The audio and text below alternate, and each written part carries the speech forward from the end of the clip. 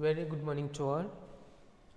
In this video, you are going to learn a poem, The Voice of the Rain. It's written by Walt Whitman. Before we get into the poem, let's know few words about the author. Walt Whitman, actually, who was born in 1819, 31st May, and died in 1892, 26th March. He was an American poet. He was very popular in American literature, especially an essayist, journalist. Apart from that, he was a humanist. He was a part of the transition between transcendentalism and realism. These are all the two isms. They were followed in America when Walt Whitman was living, especially in literature. Incorporating both views, transcendentalism and realism, in his work, in all his works, he has noted or has gone through this transcendentalism and realism. Walt Whitman is among the most influential poets in the American canon, often called the father of free verse. Very important, notable thing about the author Walt Whitman is father of free verse. Free verse is none other than used in poems. The poet does not follow any meter, rhyming scheme, rhyming words. The decorating items, the so called figures of speeches in poem. Free verse, out of the poetic license, he is writing this poem, free verse, without any meter, without any rhyming words, rhyming scheme. Now, let us see the summary of this poem, The Voice of the Rain. When we see the title, The Voice of the Rain, very easily we can understand that the poet Walt Whitman, he wanted to say about the rain. How we get the sound into our ears when we have rain outside. Sometimes it is drizzling, we could get some melodious sound, soft sound in our ears.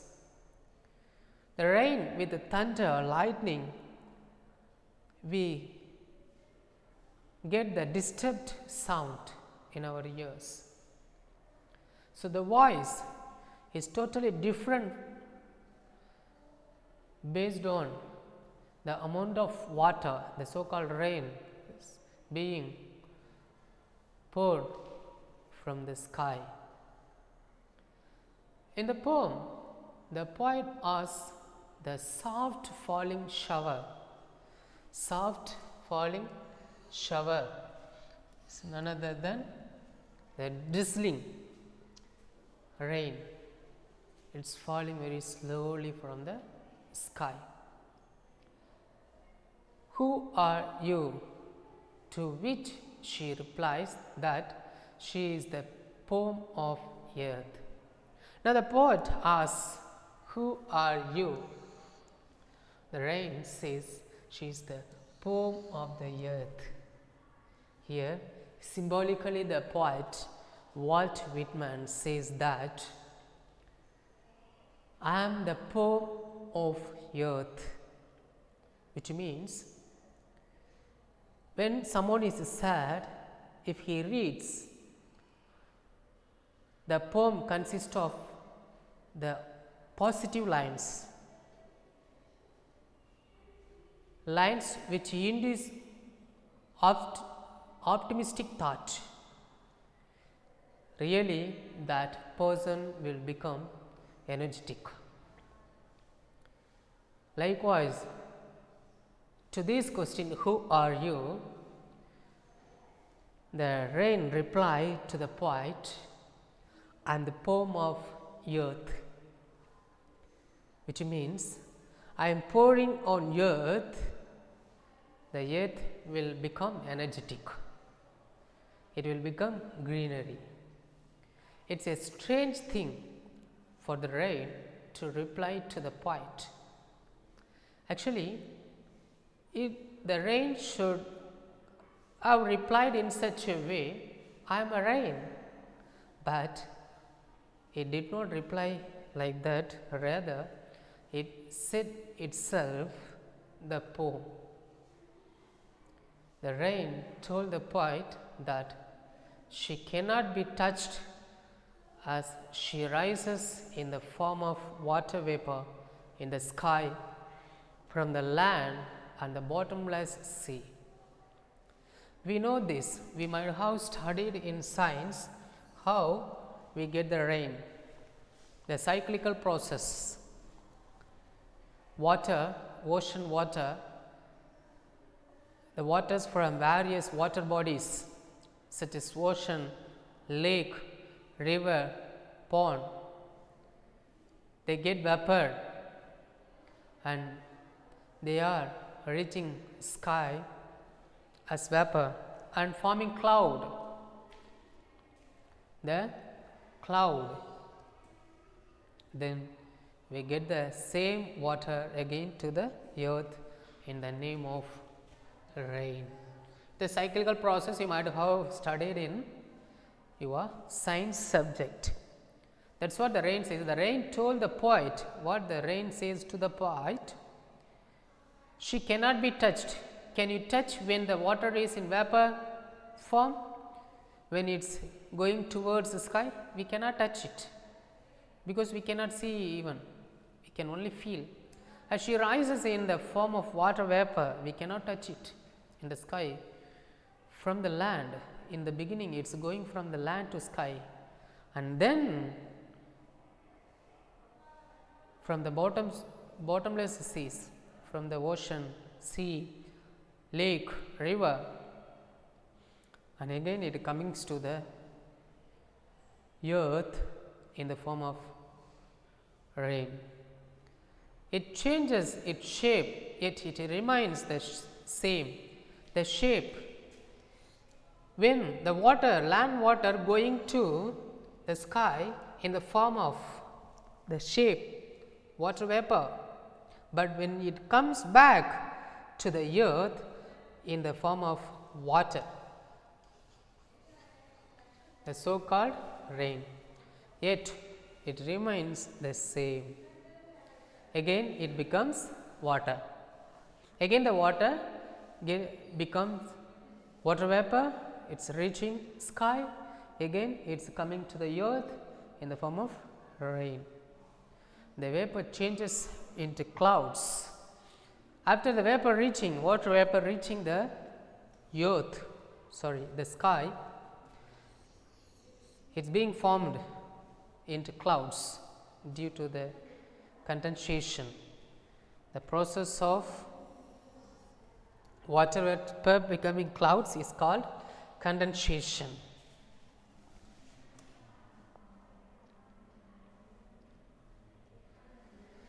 It falls back on the surface of the earth to provide water to the drought prone areas and to beautify and purify the earth. Very notable point you have to see here.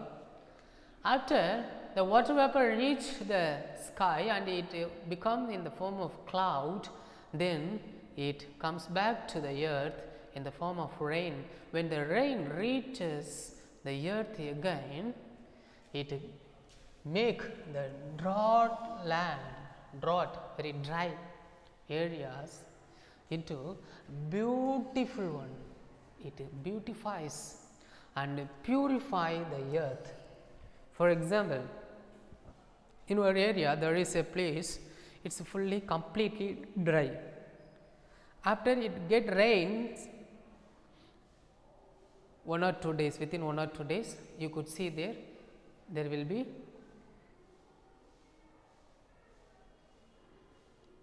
small plants started to grow up. That is what here the poet says, it beautifies the land, earth, its birthplace, which is the birthplace of the rain, earth. It provides life to the seeds inside the earth and helps them grow. We know that if a seed want to grow, it needs water. When it gets rainwater, it started to grow well. The rain does not care if anyone bothers about her deeds or not. Yes. For example, in some other area, if there is rain, they will feel happy. During the harvest season, if there is heavy rain, surely the farmers will be disappointed. But rain does not know anything. It does not care about or bother about anything. Whenever it wants to pour or touch the earth, soil of the earth, it will be poured from the sky. It never worry about its deeds. She here refers to rain, completes her work and comes back home. It completes its work and comes back home in the form of drinking water. The poet also compares the rain with a song. Now, the poet Walt Whitman compares the rain with a song. How? It's a cyclical process. If you listen to the melodious song, how your heart will be melted and how your heart will be strengthened. Likewise, when the drought land, the barren land, the dry land, they get rain water, it will be strengthened, and the seeds they started to grow well, as they both share a common journey. How the song and the rain, they are traveling as a common journey. The song originates from the hearts of the singer.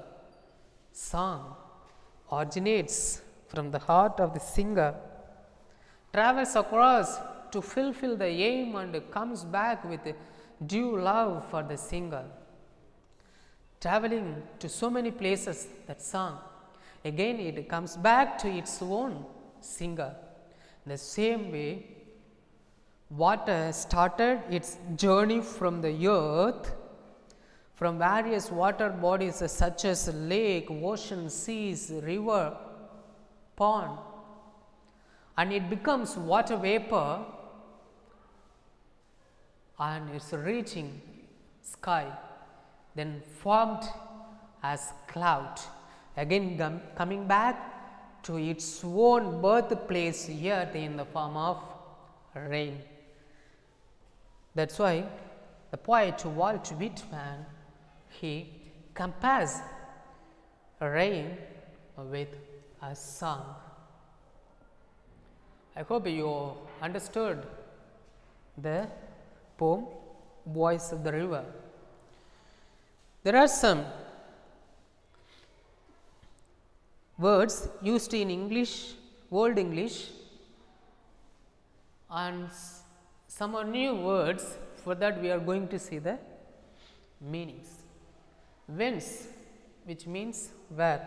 These are all the words you come across in the poem that we are going to see further vaguely, not clearly, doesn't come down. We know that doesn't come down. Live, wash or bathe. Atomize, small particles.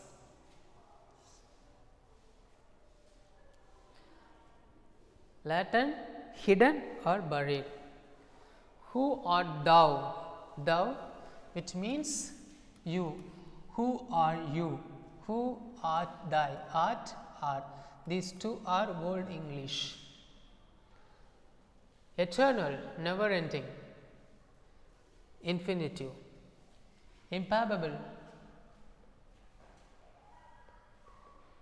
which cannot be described.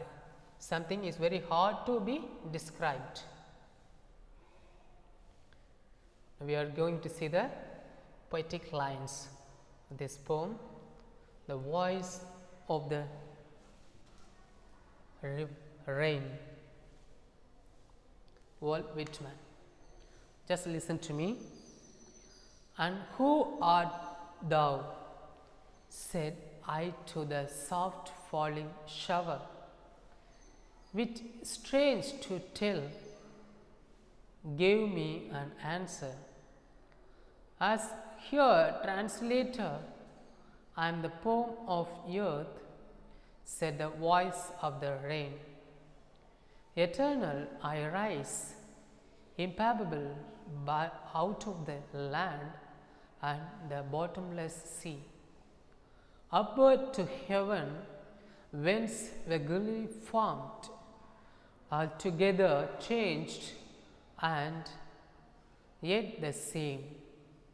I descend to leave the droughts, Tommy's dust layers of the globe, and all that in them without me were seeds only, latent, unborn, and forever by day and night I give back life to my own origin, and make pure and beautify it, for song issuing from its birthplace after fulfillment wandering, erect or unwrecked, duly with love returns. Here the poet is conversing with the rain. Actually, it's impossible, but this is what poetic license, this is what, as I told you in the beginning, free verse. Walt Whitman stands for free verse. There will not be any meter, rhyming scheme in this poem. The conversation. Rain cannot talk, but the poet imagines himself talking with rain. He is asking to it, who are you?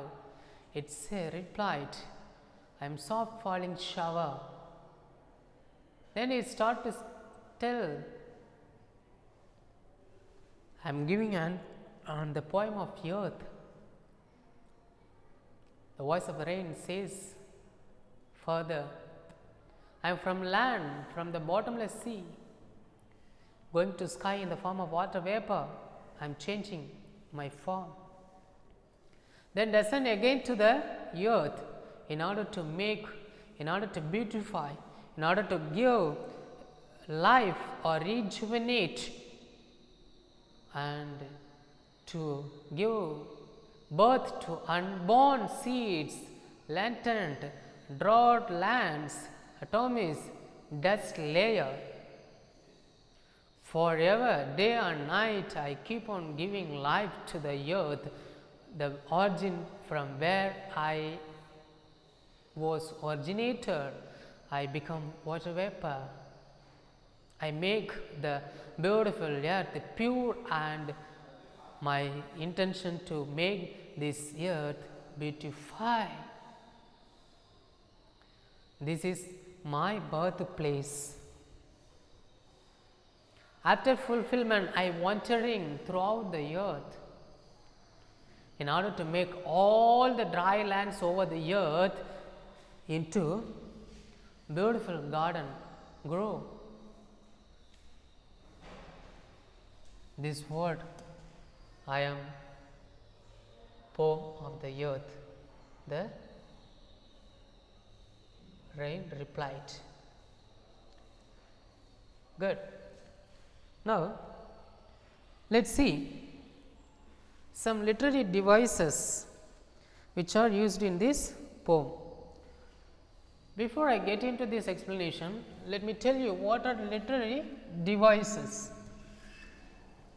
Literary devices is none other than devices which are used to decorate, to bring beauty, or to show the poetic lines as lifeful one. We are using these literary devices. You might have heard some literary devices such as alliteration, rhyming scheme, rhyming words, figures of speech, personification, metaphor, hyperbole, imagery, oxymoron, fancy. These are all some devices. Now, the poet Walt Whitman also has used some poetic devices, literary devices or poetic devices, also known as figures of speech. So, these are all used to decorate, to bring sweetness to the poetic lines. Personification, we come across the personification in the poetic line. The poet used a non-living thing as a living things in the poem. What? Non-living thing is rain, but it cannot talk.